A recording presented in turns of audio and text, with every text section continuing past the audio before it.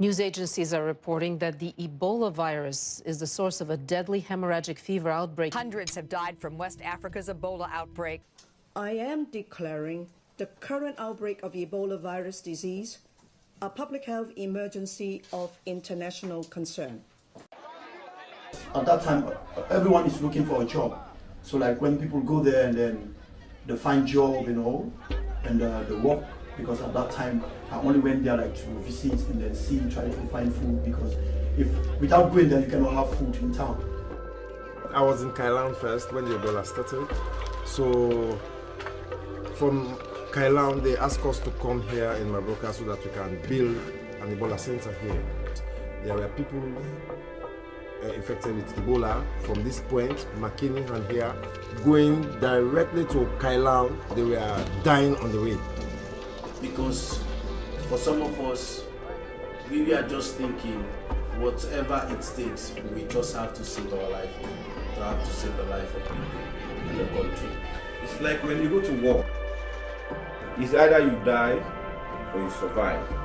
This is how Ebola started in Oboka, We were there walking, keep on walking, till we managed to condone the Ebola at some point.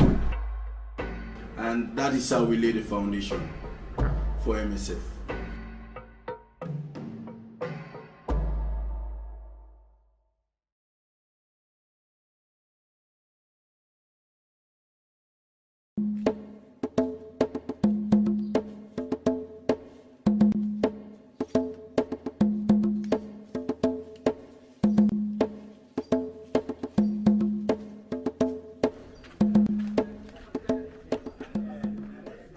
You're wondering what I'm carrying on my shoulder. This one is a camera. It is. I'm just taking some videos for memory, just my way to work. Good morning, Frank. Good morning. Good, thank you. How are you? So that's a little camera. So I'm just taking some videos to maybe put together a little film when I leave.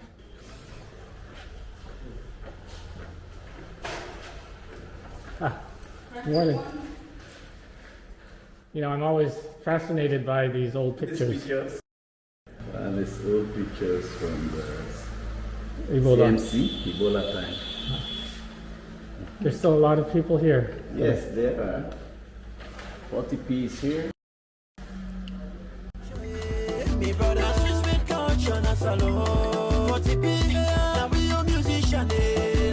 So, remember, I wanted to come and talk to you about your interview today. So, I've already talked to Talhaji. So, and it all started from this photo here. You know, it's from upstairs, the one on the wall. Yeah. And I always sit down. I'm always impressed when I see the team that's been together for so long. Okay. And from Ebola times, and I always because you know, you've worked together with MSF for a long time. Those of you, all of you on the picture. Yeah, since 2015. 2015. Yeah, when I started working with them. And still working here. Yeah, I'm still working with them here. I've learned that how much other things you do with your music and your videos and your performance. Little team down the T Entertainment, aka the finest crew. Eddie Sansalo culture, me brother, Swiss culture, na salon. 40p, now we your musician, So how did it start? How did you start in MSF? So it's like when I went there, I saw like white people busy doing things, building some bungalows, building other things, bringing like materials. Like I just saw this logo. I saw it in my lantern when I was young. The MSF logo. Yeah. So like I said, no, and my dreams was like I need to work with these people, because like what I'm doing, I'm with people, as a musician, like you can go somewhere and then knows what people like, what people are suffering from. You know, that's what some of us we are singing about, like going to some villages, seeing like kindergarten children, those that are suffering from some diseases, so like we can be with them, for them to feel like they are also belonging to society. So that's why I just thought, let me apply and see if I can succeed. You know, so like I applied and at the end of the day, I succeeded. So I started with being a security in the organization, and I was really happy at that time, and up till now I was happy like working with them, because you know, and my vision was to how I was thinking, like if I work with MSF, that was going to happen, you know, until when pull out a vacancy for like going to the villages, sensitize people. You know, like I have one of a good friend there say, oh, 40, I think this is your own real job, because like when you go, even for your name, people will come, because a lot of people know you're around. The people will come and then sensitize them, and I did it. And I worked with them for like 1 month. I went there and then I worked with, by then I have my group.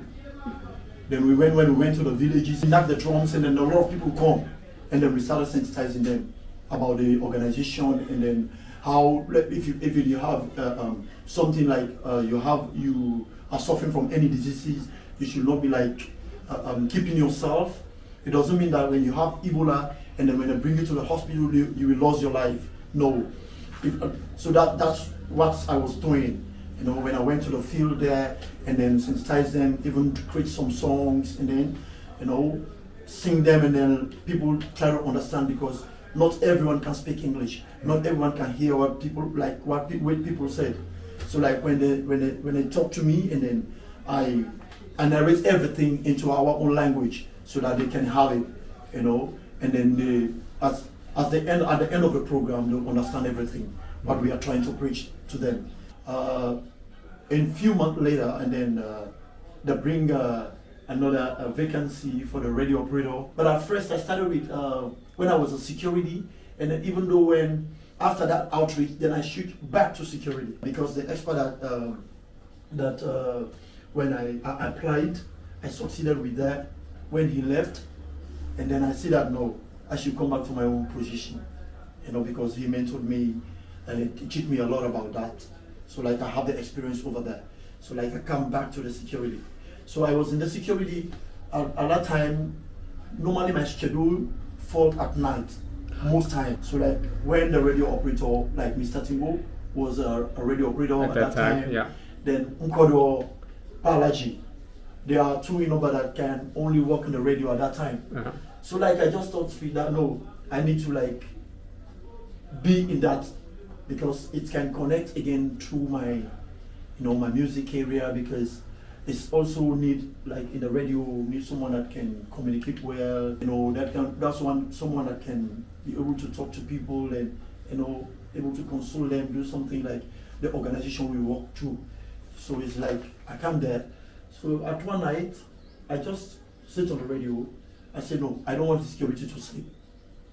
So like I bring on our programs, like, because before then I go there, I was a businessman. I owned a boutique, and a lot of expats know that because they went there and then. So like, I started a program. Then how I did the program is that when I be in the radio till morning, whosoever that will not sleep, he will have a prize. Maybe like I can offer a jean, trouser to the winner. Yeah. So like I started doing those programs at that time when I was a security.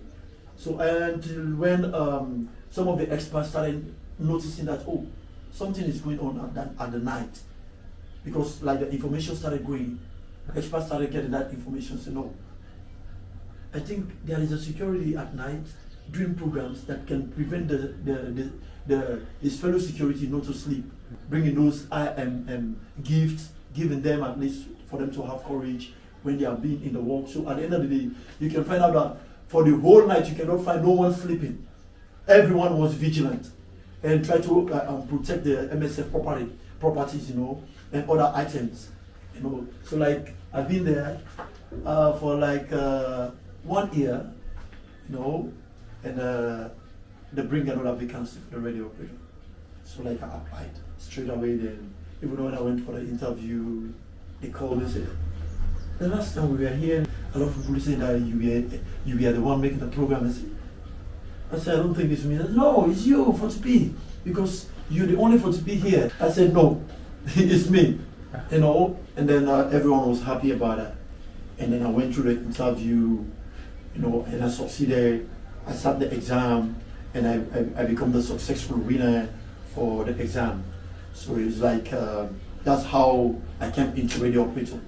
And I think I've been working with radio for like going to 3 to 4 years now. Yeah, 3 years now. You know, yeah, going to 4 years now when I've been in the radio. And I know that the three of you, the radio operators here, you help each other out, which I've always really liked. Like if something happens and somebody can't come, then the other one will jump in. So you support each other, even though you're all three very different people. Yeah. But you work together well as a team. So you were a businessman before, and still a performer and musician. Why have you stayed with MSF?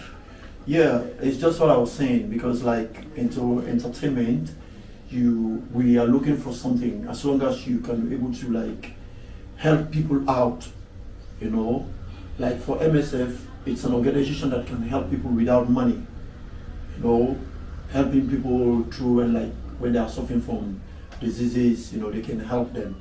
That's what's my dreams, you know. That even when I was coming out, that's what I was thinking. So no, I must one day work with an organization that I can say an organization that can have sympathy for people, you know, because like I have a lot of feelings for like people that are suffering.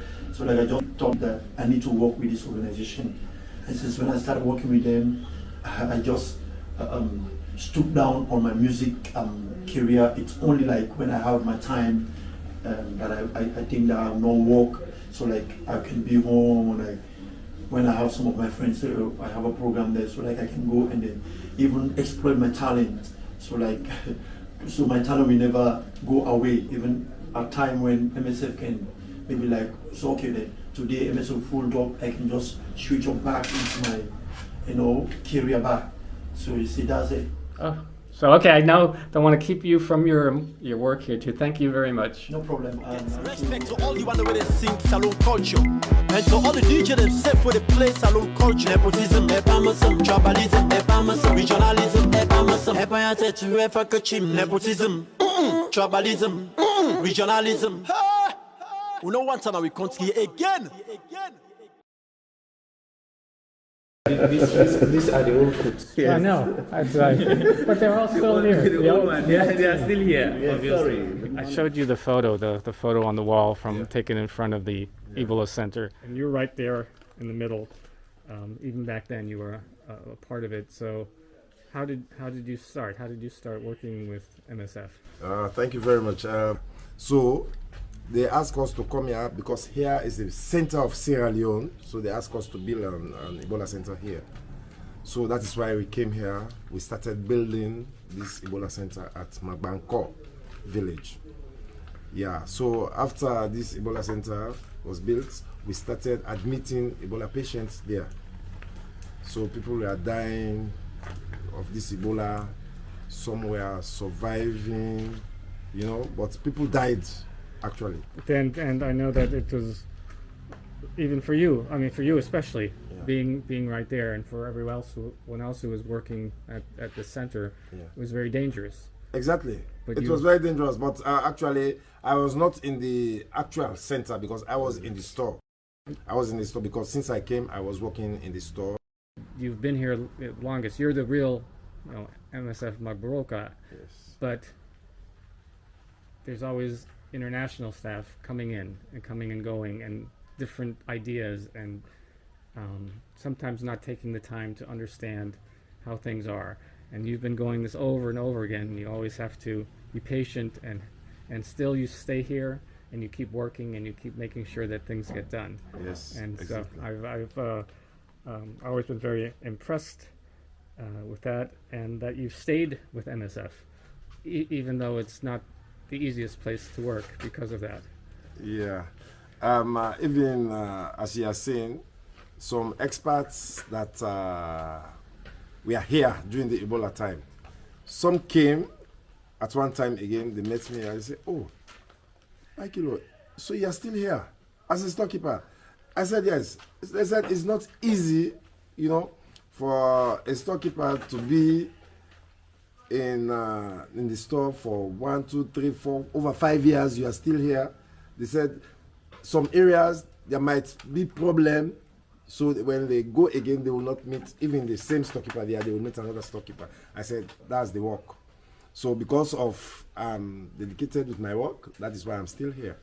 So I told them that, like for the team building and national staff, when we started, I was not part of the national staff rep, but because of I'm very much with national staff, and I can speak well to expats when a problem arises with national staff. That is why they elected me as one of the national staff rep, actually. And I'm talking for national staff, actually. Yeah. No, and I know at our Monday morning meetings, yes, if there's something in the interest of the national staff, then you will come up and you will say it. Exactly. And I think they like me for that because I can speak well. And I don't know if you remember, and just after I got here, is when the driver who had been ill passed away. Yes. And there was a funeral on a Saturday, and I didn't know, I didn't go, because I didn't know how it works. I didn't know what I'm supposed to do. Yes. And I remember on that Monday that you came out and said it was very disappointing that none of the expats from were there on behalf of MSF. So I'm still sorry about that. All right. But I hope I've learned a little bit since then. So okay. Yeah. So yeah, I did say that in the Monday meeting, but actually because experts were saying they didn't know, you know, the routine. Like you came first, they didn't actually tell you that we should go there with a team. I think that's why. I also learned that there was something happened to your legs while you were working. Yes. And you had a very serious problem. Yes, exactly. What was it? Yeah, that was very hectic for me. When I came, we are working in the store. As I said, I came as a storekeeper, but I met somebody who is in top of me. But the experts told us after everything, we sat to an exam. I was assisting him. But when we sat to this exam, the guy didn't do anything. Meaning, he hadn't any idea of his storekeeping. Yes. So he failed the exam actually. So when we sat to this exam, I came first. So the expert told me, hey, look, Mohamed, you have to take up this responsibility as a storekeeper now, because this guy who was in front of you hadn't any idea about storekeeping. So that is why I'm now the storekeeper. So after some weeks, some months, I realized something coming up with me. My leg just gets bind, right? But I didn't know anything. But really, when I went to McKinney in the Holy Spirit, because MSF took me there, I went there, do X-ray from my back here onto my leg. They didn't see anything. I came back, they referred me again to Freetown at the emergency. There also, they didn't see anything. I was not even working, unable to work. I'm telling you, not knowing that these guys who I was working with came together with a lady, then they decided to, you know, it's like a, how they call this thing? Exactly, black magic, yeah, something like that. I wanted to say it, but I was looking for the word to say. It's black magic. Yeah. They planted it in a tree side, the gates, on top, then front of my store. They planted it there. So when I step on it, it will just be like that. As I said, my leg gone bind. If I'm walking, I will not be able to walk. That is exactly what was happening with me, to be paralyzed. Yes. So when I went to emergency in Freetown, they asked me, they said, no, they haven't seen anything with me. What causes? I said, I don't know. I said, I'm just feeling my leg like that. They didn't do anything. So I came back. I told them, I said, I want to go to the native side, the expats. I told them, I said, we didn't see anything. So I want to go to my hometown so that I can do something in a native way. Okay, they allowed me to go. I went and I actually find some herbalists. They started treating me and I got swelled before I came back, actually. So there was something they gave me. If you can see my leg, because I was not able to walk. Now if you can, you see, they just pierce, and they planted this, the medicine in it. From here also. But here now it's almost faded. So they said, go, you are safe. I'm telling you, Frank, what they told me in Kailan, when I came, I saw it with my own eyes. They said, go, the person who did that will come and testify that he did it. And exactly, it happens. I'm telling you. And this person actually came to me and he said, I did it. Because they were taking me 2 o'clock, 3 o'clock morning to go and plant this thing for you. And the man told me, you have long life. If not, you have been a dead man. So the man told me, he said there were 3 people taking him to that center for me to just lose this job. I know it's been, especially the last 2 years here, that it's almost, you never know how long MSF is going to stay. Yes, exactly. And yet everybody is still staying around, and I think more and more responsibility should be given to the national staff, and I think MSF is having a hard time figuring out how to do that. In coordination too, I know that new HOM, everybody is likes the idea of having more national staff being in, and not, having people like me here, because there's nothing that I could do that not someone here could do. Yes. But even though I was very fortunate to be here, I think it would be better if I wasn't. So, but thank you very much.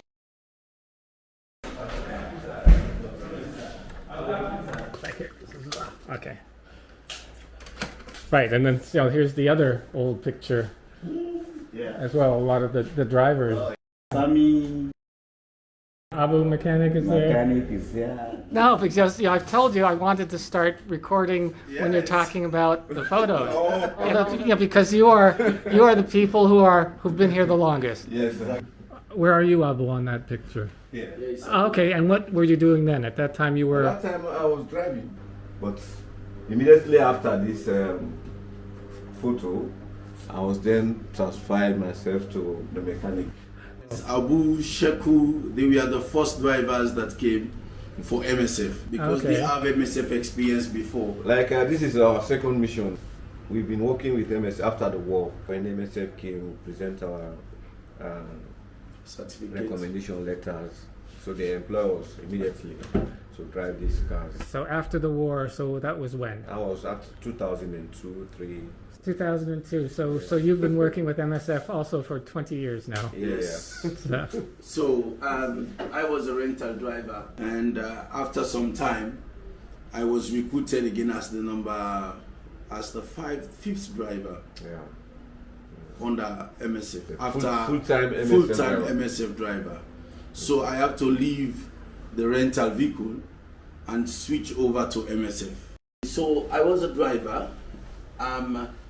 In 2015, I was a driver, and in June 10, I received a call that my mother is seriously sick. She was a cardiac patient, so she was seriously sick. And when I received this call, I was by then in the EMC, and I decided to leave for Freetown. But they rushed her to the military hospital, which is called 34 Hospital in Sierra Leone. And she was there, she was using oxygen concentrator. But with this oxygen concentrator, there was no backup system, which we call the UPS. And she was sustaining under this, supporting by this oxygen. And after the city power goes off, which we call MPA in Freetown, after city power goes off, then for some few minutes, my mother gave up and died. They released a vacancy for the position. Then I applied for the position. I was the successful candidate. After 5 people, I was the successful candidate that succeeded for the position. And that is how I started the electrician position as a project electrician. And in 2020, I changed to flying electrician, which we are calling mission electrician again. So I was driving the truck once in a while when they needed it, as well as Sheku. And then within that process again, they still need a mechanic here at the project. So they asked us within this team who is interested of doing this mechanic. But for me, I was already have a vast knowledge on mechanic, because when I was in chief driver in McKinney, because MSF Holland in McKinney went after the war started. So, but the chief driver is responsible whenever we want to do service. Is the one responsible to take this car to Freetown to the mechanic, because MSF only have one mechanic in Freetown. So I was responsible for each car's service.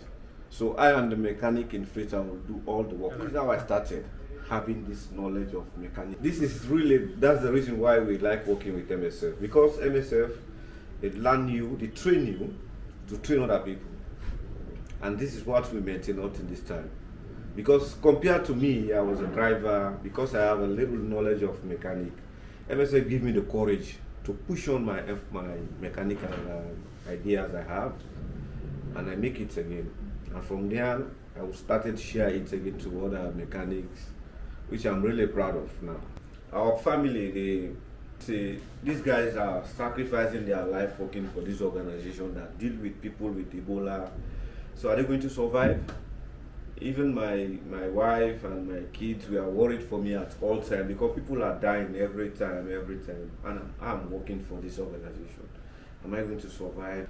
I said, one day you will die. So you have to save other people's life.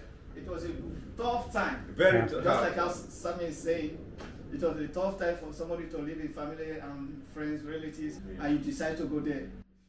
How difficult it will be when you leave your family. You decide 2 things, and what must happen?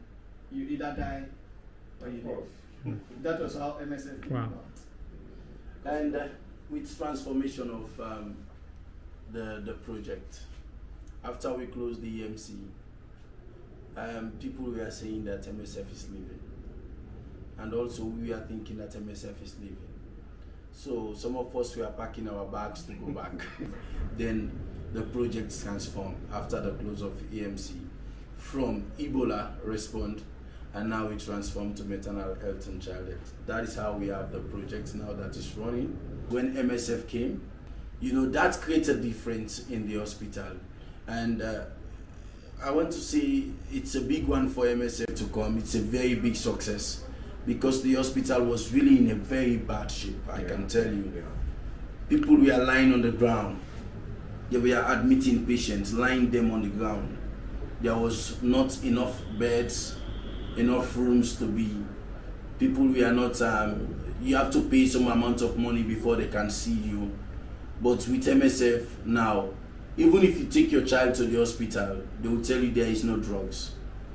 What they will do, they will just mark for you, and you go out, you buy the drugs or what they have, they can give to you. And we are claiming that we have free medical.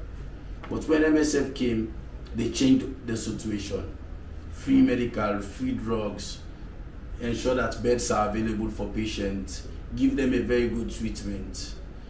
So, it was difficult at the initial stage when they were starting, but now as we are rolling, then we find the job easy. We find things going on fine. But the situation that they entered in the hospital was really, really difficult. And I want to say again, thanks to MSF, because they did a lot to see that Tonkolili becomes, what I can say, Tonkolili Hospital becomes a very decent place. Thank you very much. Oh yeah, this one is not too old. I think most of them are still here. No, it's old also. I think it's from similar time. Sammy, these ones are all not here. This one was a radio operator, is not here anymore. This driver is here, NGO is here. Alhaji in the back.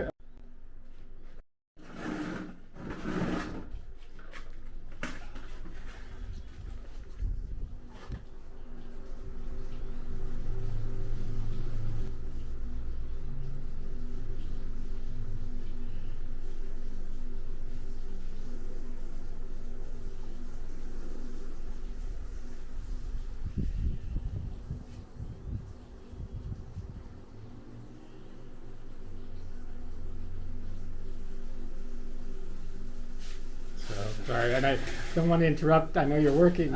When you started, how did you come to work for MSF? Well, in Maboka. Yeah. Oh, did you work for MSF somewhere else before? Yeah. Oh, okay. Yeah. I started working for MSF as volunteer between Guinea-Bola in 1999. Oh. Yes, I was a volunteer with them in the camp, transporting water, helping them for transporting water. So I did that for 1 week. Then early 2000, then I was employed as daily worker. So from daily worker for 6 months, then I was employed with MSF Belgium, working for some years. And where I lived then, I flew to Liberia because I was having a logistician that asked me to move with him to Liberia. So I went there with MSF. I was with them there, try to close the war, fight, monitor. Yeah. But there was certain thing that was happening that I don't like. Because we are humanitarian workers, and I don't want to see someone like under 17, 18, then MOH is asking them for money. So they were asking me for me to be an employee of MOH. I said, no, I can't work for MOH. I've been used to work under MSF. Then I led the policy of MSF. I said, no. Then I was having a friend in MOH, Mr. Snow, and they asked me, see, all your contact is there, join us. I said, no, I can't join. So I sent first my family in Sierra Leone, and later I flew to Sierra Leone. I came, but it was a very tough time with me because the money that I was sending to invest, nothing I made. But I look at it and I sit down and say, what should I do next? So there's so many people who are asking me to join them to do business. I say, no, I would not like to join somebody to do business. But I decided I moved from Kabbalah to Makini. And there was a time that we have African mineral.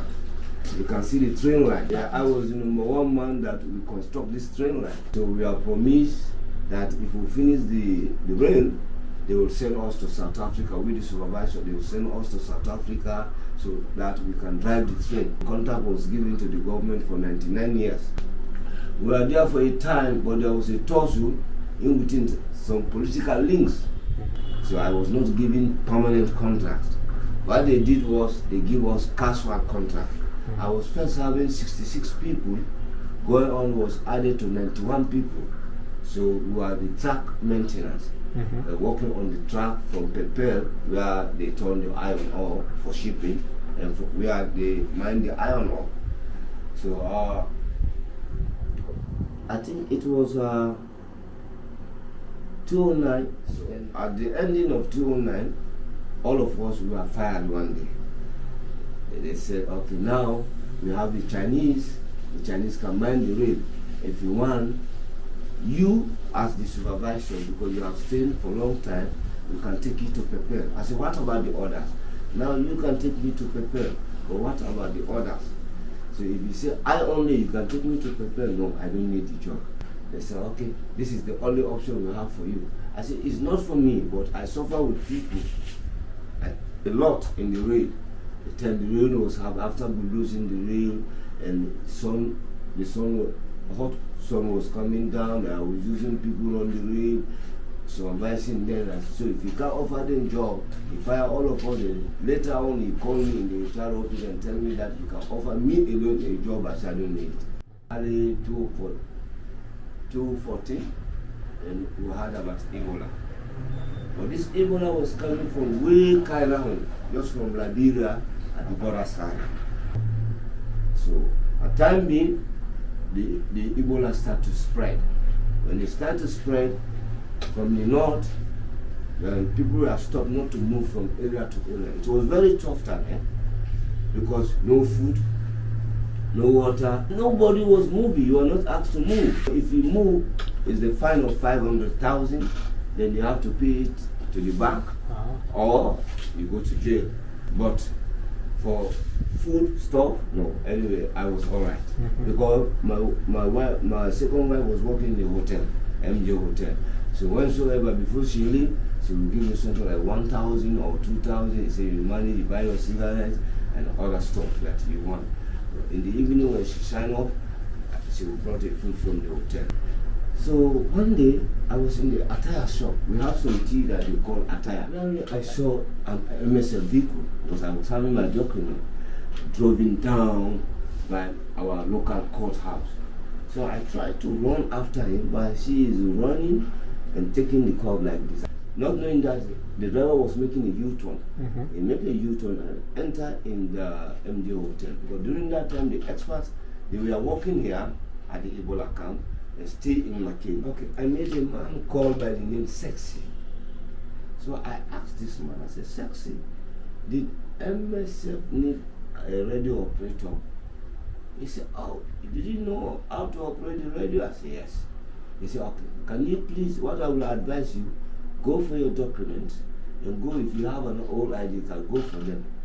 So we are around to my house and put my ID card and other stuff of my document. So there was a man called by the name of a logistician, Tudo, and my document to Tudo. So Tudo did my interview. We were working, he interviewed me. We were working. He said, okay, now what will happen is you can stand by. There is no communication yet. They are coming from abroad. You can wait when they come back. We can do some installation together. Then we start working. The logistician assistant at that time was Abusi. This man don't like me. He said, no, you will not get the job. So I was standing by for 3 months. But he came to the notice of Tudo. Tudo was looking for me. I don't have no access to get onto Tudo.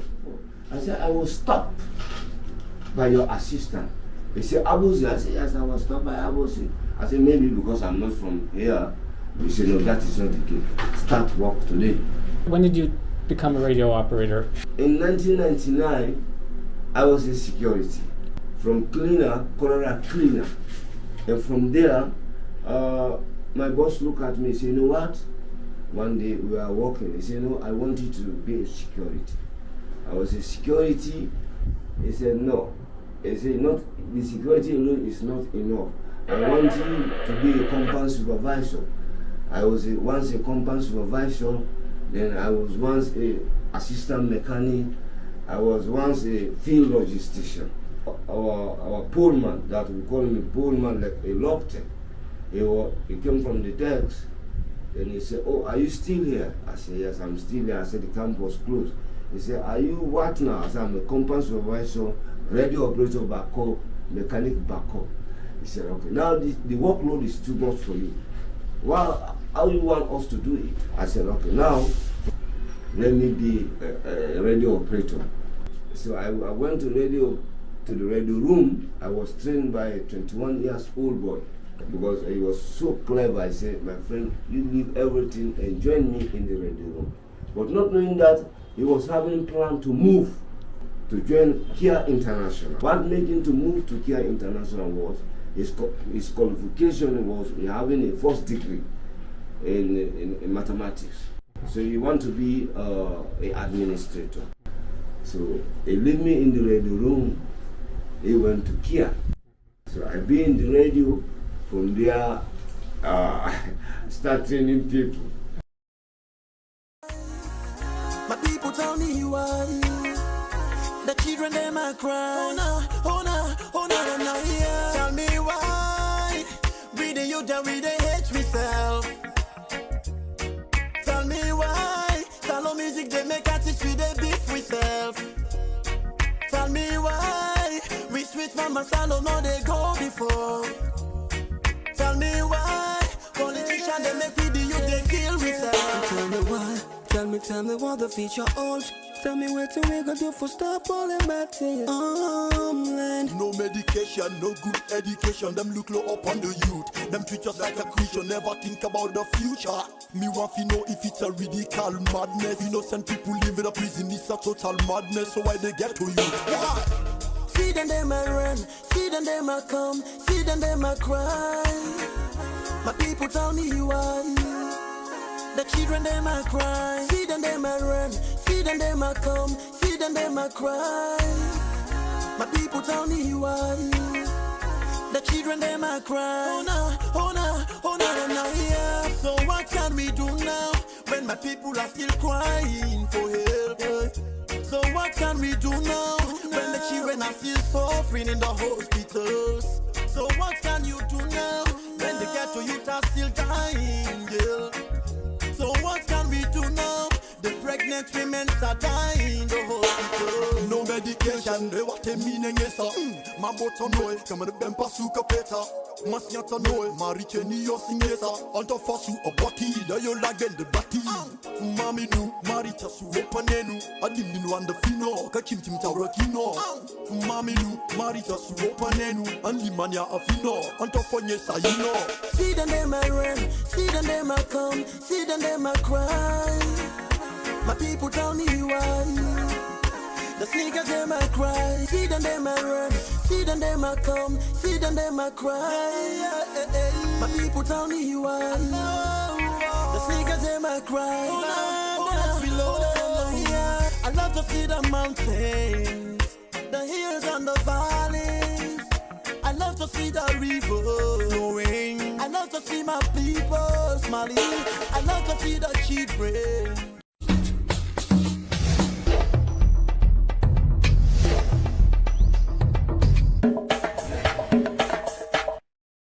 Hello viewers, and welcome to this special interview. I'm here at the head office of MSF, or that is Medecins Sans Frontieres, otherwise known as MSF. Well, in English it is Doctors Without Borders. MSF has been in this country since 1986. So, by calculation, by next year, MSF will be 40 years in Sierra Leone. But this organization has decided to take a decision. The reason we're here, to know why this decision, and just provide a brief background as to what they've been doing and what they will be doing in the future, insofar as the country's health sector is concerned. Well, the person I'm here to talk to is not less a person from the head of mission of MSF, and he is Yashu Vadam. Welcome to this special interview, Mr. Vadam. Thank you.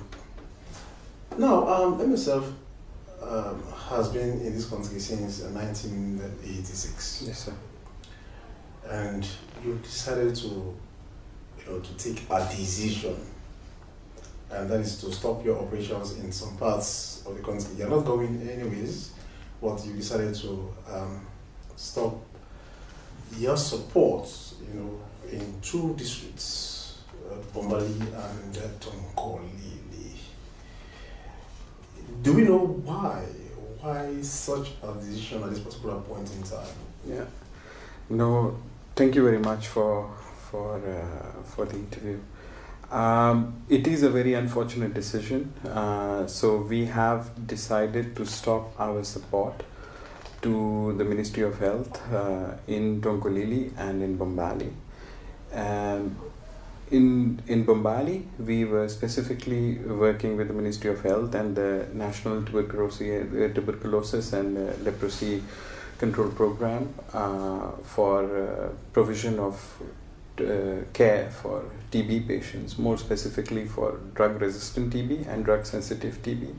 While in Tonkolili, we were working in Mile 91 and adjoining areas, and in Magburaka Hospital, supporting specifically on maternal and child care, so where we were treating pediatric patients and maternal patients in the Ministry of Health facilities. So this decision was taking into account our resources that is available for our operations globally. You see, last year in 2024 alone, we were working in around 75 countries, and we had among that, it was a big chunk was emergency intervention in different parts of the world. So MSF made an assessment of the allocation of resources, and because the resources are limited and with the number of emergencies increasing around the world, we had to take this hard decision, unfortunately, to stop our support in Tonkolili and Bombali, whilst we will continue to provide the services in Kenema district. So don't you think your absence in Tonkolili and Bombali districts, create a vacuum insofar as delivering of health or medical services is concerned? We've had a tremendous working collaboration with the Ministry of Health over the past few years.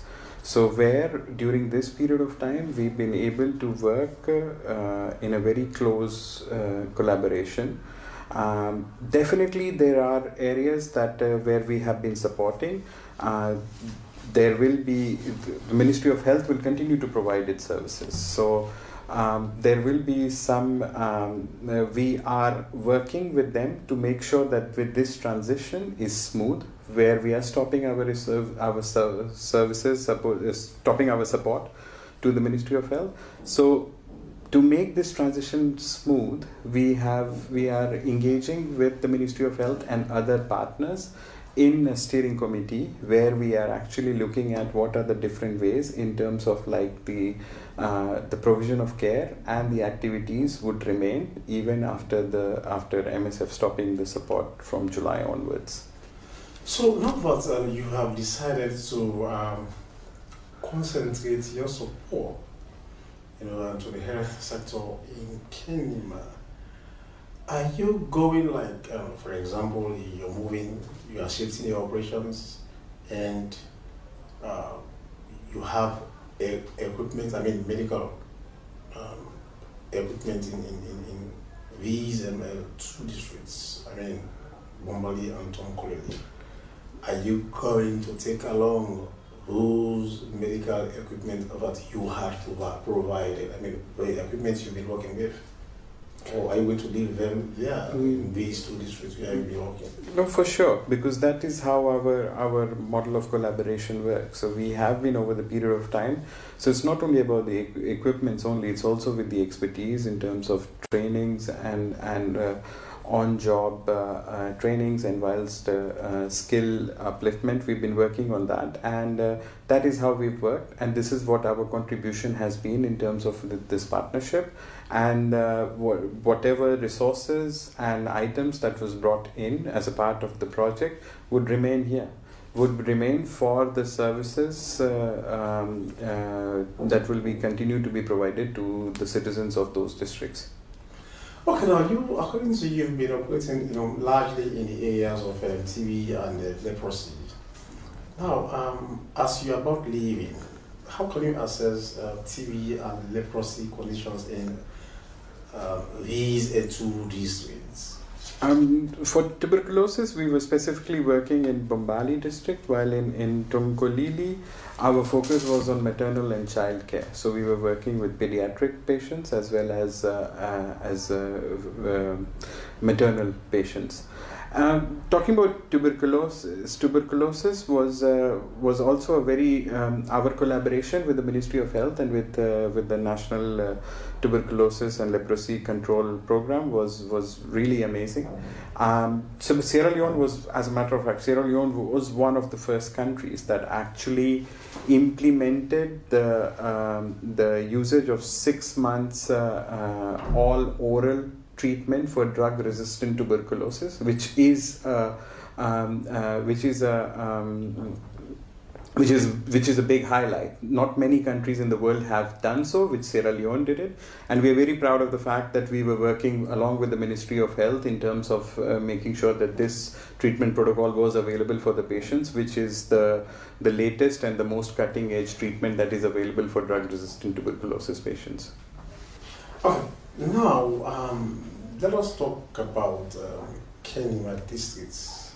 Now that in the first place, let us know the phases, of your, can I say, redeployment in a way, because according to your calendar or your schedule, in July you'll be closing your operations in Bombali. Yes, sir.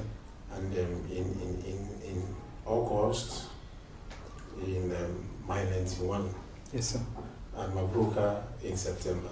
Yes, sir. So these are the phases in which you are going to withdraw. Had you made a prior notice, or notification to your benefactors, yeah. Those who've been benefiting from your facilities? Yeah. That come July, August, September, you will leave? Yeah. No. Yes, we did.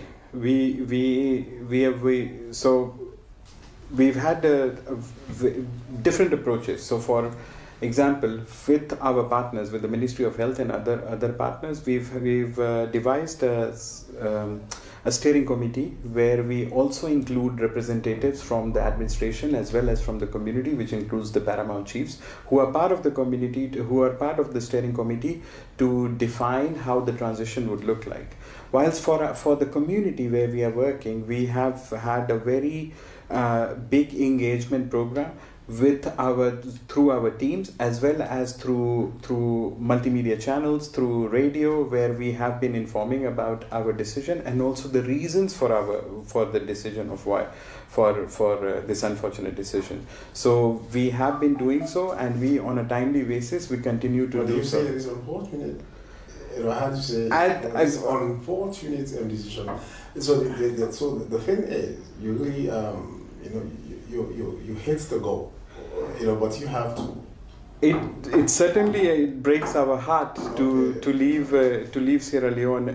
Our collaboration here in the country has been tremendous, and our engagement with the community here in Sierra Leone has been absolutely fantastic. It is really heartbreaking that we had to take such a hard decision to leave, but looking at the perspective of how things are shaping up, and in terms of the emergencies that are coming up and where services of MSF would be required, we had to take this tough decision to stop our support in Tonkolili and Bombali district. But then, does this mean that having left, let's say for example there is an emergency at Albuk, and your services are needed in these two districts, would you be able to help? Absolutely. We are committed for any emergency intervention if required. As a fact, during the Ebola crisis in 2014, we increased our operations in the different areas where it was required in the country. So it's not it has happened in the past where we had to increase our operations due to an emergency situation, which we did during Ebola, and perhaps if God forbid anything happens, but if anything happens, we will be ready to provide the intervention. We will be. So let us now move to Kenema. I know your establishment in Kenema cannot be compared to any other parts of the country. You've got a hospital there, the MSF hospital. Now let us know how your operations in Kenema will be like. Are you going to be providing the same services you've been providing in Bombali and Tonkolili, or there are other interventions you intend undertaking in Kenema, owing to the fact that you've got, a structure, an infrastructure, you've got a hospital in Kenema? In Kenema, we have been working since 2019, and we have in Kenema also the focus has been on pediatric and maternal care. In Kenema, when we started in 2019, we had the commitment that we will be working, we will be aiding, supporting the Ministry of Health for the 10 years, for the subsequent 10 years, in terms of provision of care. And we still stay committed to that, that commitment, which was done at the start of the hospital in 2019. So, how many bed capacity do you have in Kenema? It's over 100 bed capacity, so it's more than 100 for both pediatric and maternal care. Yes, I also understand that not only in Kenema city, because I know that Hanga is at the outskirts of Kenema, but you also intend working in PHUs in the district. Yes.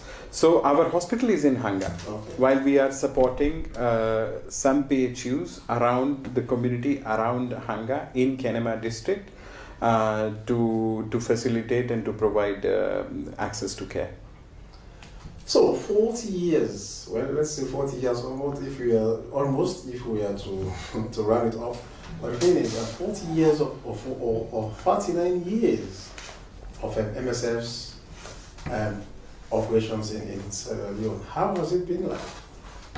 I told you we've had a fantastic working collaboration with the Ministry of Health and an amazing relationship that we've had with the people of Sierra Leone. And it's thanks to that we've had these 39 years of presence in the country, and hopefully it will stay longer.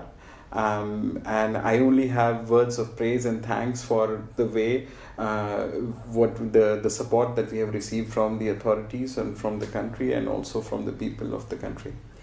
Now, this interview not end without me asking you about, people here MSF, Medecins Sans Frontieres, and in English, Doctors Without Borders. Can you just give us, a brief background to this organization? Because it has been very helpful. You just said you're operating in many countries around the world, but now due to some financial constraints, you decided to scale down your operations in some countries. Just give us a brief background to MSF. MSF is an international humanitarian organization which started in 1971. So we've been working for over 50 years, providing our services to our patients, to our communities. As I said, till in 2024, we were operational in 75 countries. While our main commitment is to emergencies around the world, and that's part of our commitment as well, that we've been able to intervene in different emergencies. Namely, we are working currently in Sudan, we are working in Ukraine, we are working in Congo, where we see where there has been increase of needs in the recent times. So this is what our commitment has been, and we've strived to stay as true to our commitment to providing services to the people in need. But why do you, when somebody would like to ask, why is it that MSF is largely or mostly seen in countries, in crisis, countries in conflict? What's the motivation? It's we don't differentiate. We are an independent organization. We stay to our principles. For us, our principles are our guiding light for our work. So we are a neutral organization which is independent, and our commitment is to the people who need support, who need the care. So irrespective of who they are, where they come from, what their background is, MSF is committed to provide their support in any parts of the world where their support would be required. You've lost men, in some situations. You've lost, personnel in some countries. Yes. So what give you, why so fastidious, in the midst of all of these challenges that you face? You're always there to provide support for those who are badly in need of, your support. Why? Amid all the difficulties you face.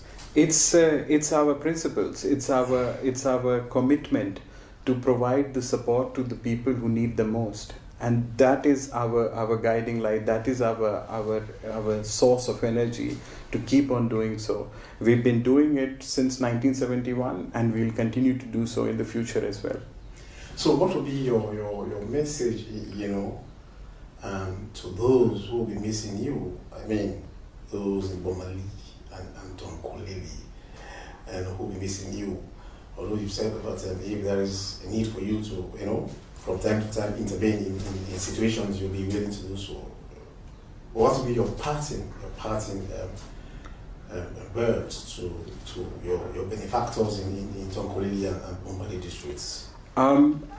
As I mentioned to you, and we are having this conversation with our community for the past year, highlighting them why we took the decision.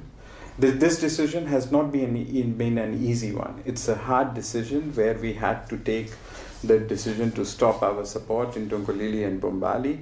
But the reasons behind is also, as I said, it's like MSF, as the humanitarian organization, we have to channel our resources to some of the emergencies that are there. And people have been very understanding of the fact of why we have taken the decision, and we've got tremendous support and backing for the hard decision that we have taken. All right, thank you so much. And he is the head of mission, MSF and Sierra Leone. Yashu Vadan, and they've taken a decision to stop operations in 2 districts in this country, Bombali and Tonkolili. Well, the phasing out to start in July in Bombali, and August and September in Tonkolili. Well, thank you so much for talking to us, and thank you so much for your time also. Our viewers for having listened or watched this particular interview. I'm Shaku Smaila, and you've been watching the Sierra Leone Broadcasting Corporation Television. Thank you, and have a good day.